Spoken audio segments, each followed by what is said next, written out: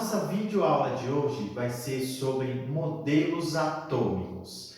A gente vai ter uma parte introdutória. Essa aula é voltada para alunos do nono ano. Então a gente vai falar um pouquinho sobre a evolução dos modelos atômicos. Vamos lá?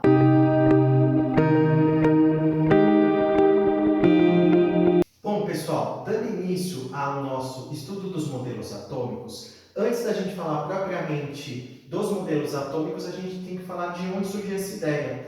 E essa ideia surgiu no século V a.C., de dois filósofos gregos, Leucipo e Demócrito. Então, acreditava-se que o universo era composto de vazio e cheio. E os cheios eram os sólidos.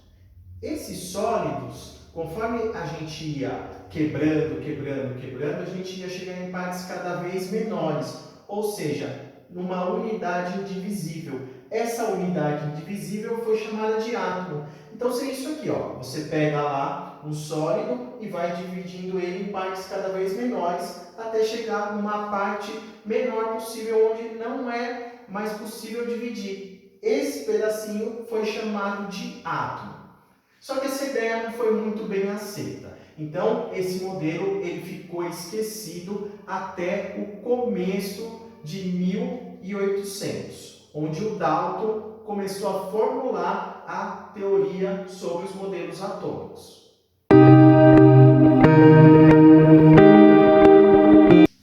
Pessoal, dando continuidade às ideias de Leucipo e Demócrito, o Dalton desenvolveu esse modelo atômico, que é conhecido como modelo atômico de Dalton ou da bola de bilhar. E o que ele propôs? Ele propôs que todo átomo é uma esfera minúscula, maciça e indivisível, tá? Então, todo átomo vai ser assim. Então, olha só, um átomo de hidrogênio. Todos os átomos de hidrogênio vão ser bolinhas indivisíveis. Todo átomo de carbono vão ser bolinhas indivisíveis. Todo átomo de oxigênio vão ser bolinhas indivisíveis. Então, o que acontece? Todos os átomos de hidrogênio vão ser assim, e eles todos têm a mesma propriedade. Todos os átomos de carbono vão ser assim, e todos os átomos de carbono têm as mesmas propriedades. Todos os átomos de oxigênio são assim, e todos eles possuem as mesmas propriedades. Então, cada um desses átomos foi chamado de elemento químico. E quando você junta átomos iguais ou átomos diferentes, você vai começar a formar as substâncias químicas.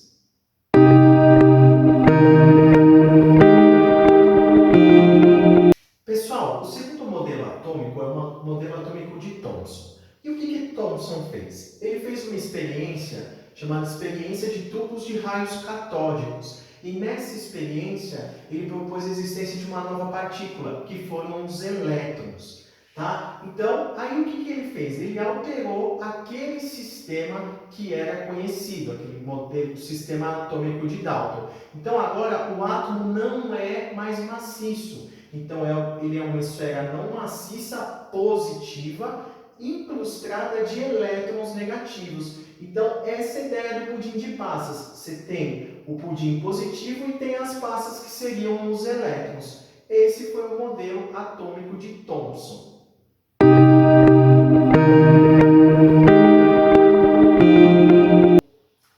Pessoal, dando seguimento aos modelos atômicos, o terceiro modelo atômico que a gente vai ver é o modelo de Rutherford.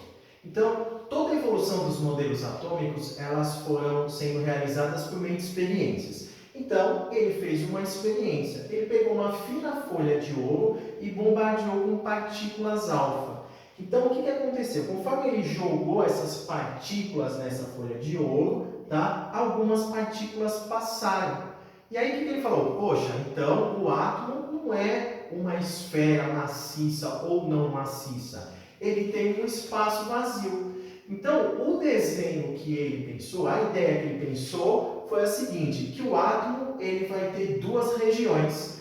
Ele tem o núcleo, onde está a carga positiva, e ele tem na eletrosfera a carga negativa. Então, esse modelo é o chamado modelo planetário. Então, você tem um núcleo positivo e girando em torno do núcleo, tá? Você tem os elétrons na eletrosfera, beleza? Esse modelo, esse desenho é bem conhecido. Então, se a gente for pesquisar desenho de um átomo, muitas vezes vai aparecer esse desenho.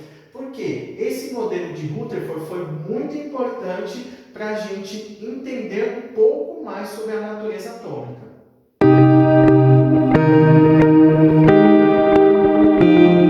Pessoal, o último modelo atômico que a gente vai estudar é o modelo de Bohr. Na verdade, também pode aparecer como modelo de Rutherford-Bohr. O Bohr também foi um cientista que pegou o modelo de Rutherford e aprimorou. Então, o que ele propôs? Que o átomo tem camadas eletrônicas. Então, os elétrons vão girar em órbitas diferentes. Tá? Então, cada órbita vai ter uma energia. E cada órbita vai suportar um número máximo de elétrons, tá? Essas órbitas foram chamadas de camadas eletrônicas. Então, por exemplo, na primeira camada, a camada mais interna, camada K, cabem 2 elétrons. Na camada L, cabem 8. Na N, 18. Na N, 32. Na O, 32. Na P, 18. E na Q, 8. Ou seja, quanto maior o átomo, mais camadas ele vai ter. E também o que foi proposto? O núcleo atômico concentra quase toda a massa do átomo, tá? O próton, ele é cerca de 1.800 vezes maior que o elétron. Ou seja, realmente, praticamente toda a massa atômica vai estar no núcleo. Então, isso foi o modelo proposto por Bohr.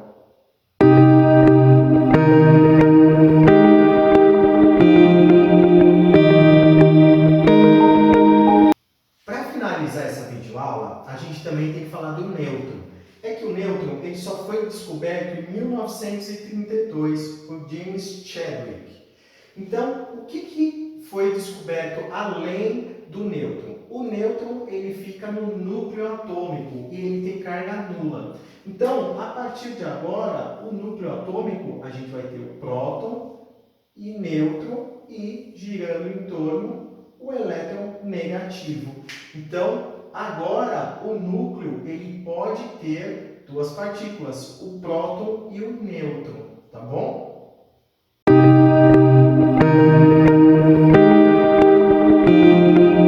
Bom, pessoal, então esses foram os modelos atômicos que a gente tem que estudar em química, tá? Na próxima videoaula, a gente vai falar sobre massa atômica, isótopo, isóbaro, isótono e isoeletrônico. Então, eu vou fazer uma videoaula só para falar desses assuntos. Eu espero que vocês tenham gostado. Deixem o seu like, se inscreva no nosso canal e compartilhe a nossa aula. Até a próxima!